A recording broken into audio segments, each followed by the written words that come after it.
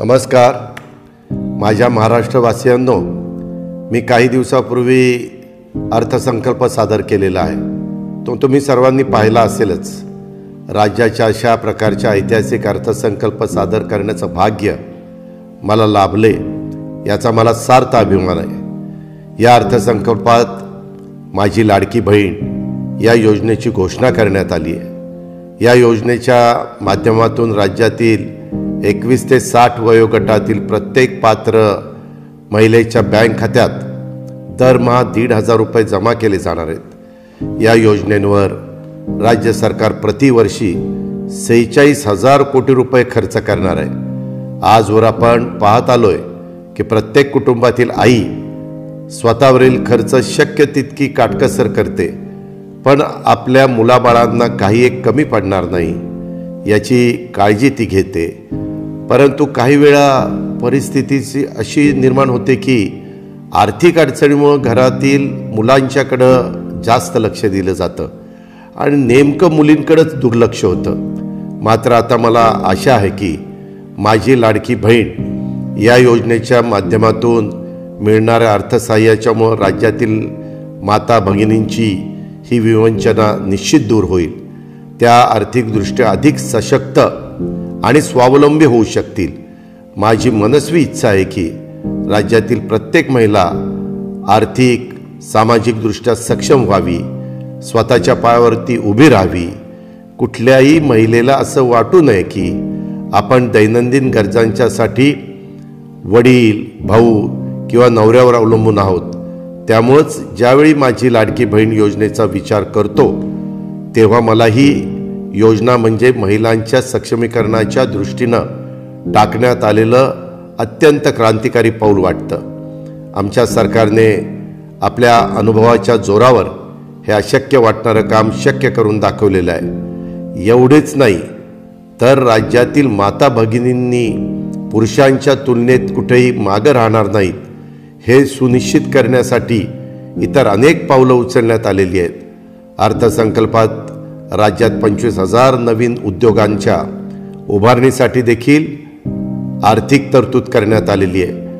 आणि विशेष म्हणजे त्यापैकी 30% युनिटमध्ये महिला उद्योजकांना सहाय्य केलं जाणार आहे. महिलांना पिंक ई रिक्षा चालवण्यास सक्षम बनवलं जाणार आहे. शिवाय शाळा कॉलेजमध्ये शिकणाऱ्या मुलींना देखील मोफत शिक्षण दिलं जाणार आहे. आणखी एक महत्त्वाची योजना म्हणजे युवा कार्य प्रशिक्षण योजना. आणि या योजनेच्या माध्यमातून आपल्या राज्यातील तरुण तरुणींना औद्योगिक प्रशिक्षण आणि सोबतच 10,000 रुपयेपर्यंतचा स्टायपेंड दिला जाईल. महिला तरुणींच्या सक्षमीकरणाच्या बरोबरीनं राज्याच्या आध्यात्मिक सांस्कृतिक परंपरा जपण्याचा आणि पुढे नेण्याचा शासनाचा प्रयत्न आहे. त्यासाठी आपल्या वारकरी बांधवांच्यासाठी मुख्यमंत्री वारकरी संप्रदाय महामंडळ स्थापन करण्यात येणार आहे. पंढरपूर वारीला जागतिक नामांकन मिळावं यासाठी देखील युनेस्कोकडे प्रस्ताव पाठवणे, वारीतल्या मुख्य पालख्यातील दिंड्यांना प्रतिदिंडी 20,000 रुपये देणं असे अनेक महत्त्वाचे निर्णय आम्ही घेतलेले आहेत. राज्यातल्या वारकरी बांधवांच्या पाठीशी भक्कमपणे उभं राहणं आणि वारकरी संप्रदायाची परंपरा पुढच्या पिढीपर्यंत समर्थपणे नेणं यासाठी मी आणि आमचं राज्य शासन बांधील आहे. तुम्ही पाहिलं असेलच की अनेक नकारात्मक निगेटिव्ह लोक या अर्थसंकल्पावर अकारण टीका करत आहेत. त्यांच्याकडून अर्थसंकल्प वाईट असल्याचं सांगितलं जात आहे. काहींकडून तर या बजेटला लबाडाच्या घरचं अवतान आणि अजूनही बरीच नावं ठेवून हिणवलं जात आहे. मला फक्त इतकंच सांगायचं आहे की या लोकांच्यामध्ये आणि तुमच्या अजितदादामध्ये हाच फरक आहे की ते राजकारण करणार आहेत आणि तुमचा दादा काम करणार आहे. अजून एक गोष्ट मला तुम्हाला सांगायची आहे, ती म्हणजे राजकारणात आल्यापासून मी कोणताही पक्ष बदललेला नाही, पार्टी बदललेली नाही. अगदी पहिल्या दिवसापासून राज्याची जनता हाच माझा पक्ष राहिलेला आहे. मी पूर्वी जनतेचाच होतो, आजही जनतेचाच आहे. मी जे काही करतो त्यामध्ये जनतेच्या हिताचाच विचार करतो. राज्यातील जनतेच्या विकासाच्या चाकाला अधिक गती कशी देता येईल याचाच विचार माझ्या डोक्यात कायम सुरू असतो. राज्यातील जनतेच्या सर्वांगीण विकासाचं उद्दिष्ट समोर ठेवून त्याच विचारातून हा अर्थसंकल्प बनवण्यात आलेला आहे. त्यामुळे जे लोक बजेटच्या नावाने नाकं मुरडत आहेत त्यांचे चेहरे आजच नीट बघून घ्या आणि नेहमीसाठी लक्षात ठेवा. ही तीच लोक आहेत ज्यांना विकासाची गंगा तुमच्या घरादारापर्यंत येऊ द्यायची नाही. हीच ती लोक आहेत ज्यांना सरकारी योजनांच्या लाभापासून तुम्हाला दूर ठेवायचं आहे.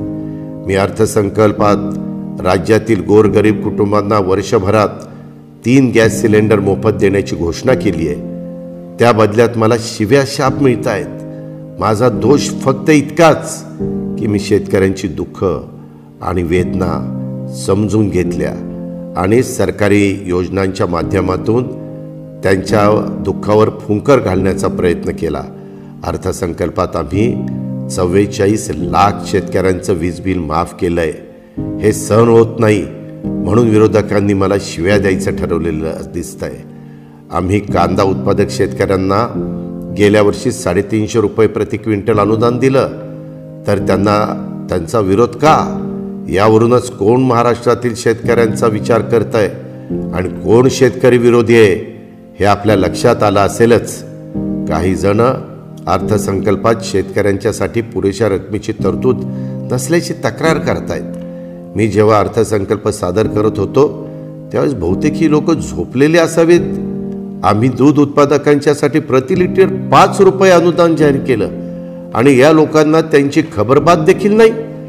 आम्ही कापूस आणि सोयाबीन उत्पादक शेतकऱ्यांच्यासाठी हेक्टरी 5,000 रुपये बोनस जाहीर केला. धान उत्पादक शेतकऱ्यांच्यासाठी हेक्टरी 20,000 रुपयाचा बोनस त्या ठिकाणी दिला जातोय. इतकं सगळं करून देखील हे लोक आम्ही काहीच केलं नसल्याची बोंबा मारतायत. त्यात तथ्य नाही. अर्थसंकल्प ग्रामीण भागावर विशेष लक्ष देणारा आहे, पण माझ्या विरोधकांना त्यांचं काय राज्याच्या विकासाशी ह्यांचं काही देणं घेणं नाही आहे. त्यांना फक्त राजकारण करायचं आहे. गावगाड्यातील रस्त्यांच्या बांधकामासाठी दुरुस्तीसाठी आम्ही 7,600 कोटी रुपयांचा निधी दिला, पण त्यांच्या पोटात दुखायला लागले.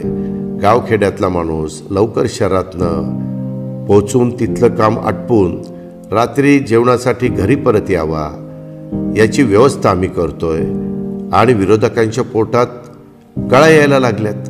येणाऱ्या विधानसभा निवडणुकीसाठी आमचा एकच मुद्दा आहे, तो म्हणजे विकास.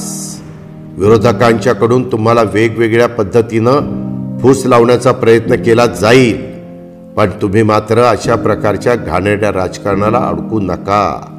तुम्ही फक्त याकडं लक्ष असू द्या की तुमच्या दारामध्ये विकासाची गंगा कोण घेऊन आलंय, विकासाच्या मुद्द्यावर कोण बोलतंय आणि तुमची कामं कोण करतंय, कुणाचा ट्रॅक रेकॉर्ड आहे काम करण्याचा, काम करून घेण्याचा आणि काम करून दाखवण्याचा. हे लक्षात घ्या. केवळ भाषणबाजी करणाऱ्या नेत्यांपासून जरा जपूनच आणि दूर राहा. जे नेते काम करत आहेत त्यांच्या पाठीशी उभे राहा, त्यांनाच मतदान करा. तुम्हाला आठवत असेल की 2014 साली मी शेतकऱ्यांच्यासाठी कृषी संजीवनी योजना सुरू केली होती. त्यामुळे शेतकऱ्यांचं वीज बिल कमी झालं. सोलापूर पाटबंधारे प्रकल्प, Pune Pimpri Chinchwad metro, Kharadi IT park, Baramati hi-tech textile park, Kolhapur औद्योगिक क्षेत्र असेल प्रकल्प आणि पुणे पिंपरी चिंचवड बारामती अशा प्रकारच्या अनेक कितीतरी शहरांचा कायापालट कोणी केला हे तुम्हाला माहितीच आहे. अशी एक ना अनेक नावं घेता येतील. कामांची यादी खूप मोठी आहे. ज्यांना आठवत नसेल त्यांनी माहिती घ्यावी की या सर्व विकास कार्याची सुरुवात कोणी केली. या सगळ्यांमध्ये तुम्हाला तुमचा दादाचा वादा बघायला मिळेल याची मला खात्री आहे. राजकारणात आलं म्हणजे विरोध तर होणारच. जो जास्त काम करतो त्याला तर थोडा जास्तच विरोध होतो आणि सहन पण करायला लागतो. म्हणूनच माझ्यावर मधल्या काळामध्ये भ्रष्टाचाराचे खोटे नाटे आरोप केले गेले. माझ्यावरील भ्रष्टाचाराचा एकही आरोप आजपर्यंत सिद्ध झालेला नाही, ना भविष्यात होईल. पण विकासाचं मॉडेल म्हणजेच सर्वसामान्यांच्या प्रमाणे सरकारी योजनांचा लाभ आणि जनतेला दिलेलं बळ सगळ्यांना दिसतंय. या पुढच्या काळात देखील हे असंच दिसत राहील. या विकासाच्या मॉडेलची जी पायाभरणी आम्ही करतोय त्यावर विकसित महाराष्ट्राच्या उभारणीचं स्वप्न साकार होईल. या कार्यासाठी मला राज्यातील 13 कोटी जनतेची साथ हवी आहे.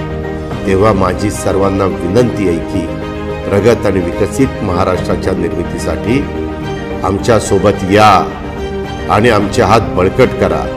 सर्वांचे पुन्हा एकदा आभार. धन्यवाद. जय हिंद, जय महाराष्ट्र.